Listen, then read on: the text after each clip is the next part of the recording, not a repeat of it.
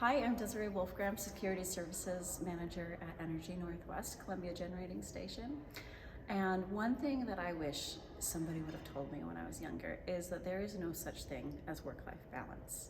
I am a mom of 6 kids, ranging from 14 down to 4-year-old twins.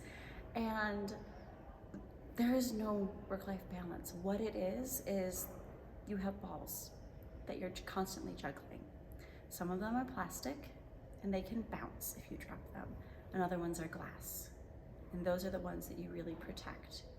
And so you have to determine in your life what is glass and what is plastic. What are the really important things that you want to make sure you are there for, both in your work life and in your home life? And protect those as you are juggling everything. And when you need to, you drop the plastic balls. You let them go, you let them bounce. Maybe you pick them up, maybe you don't. But just remember, protect the important things and everything else can slide and you can pick it up again later.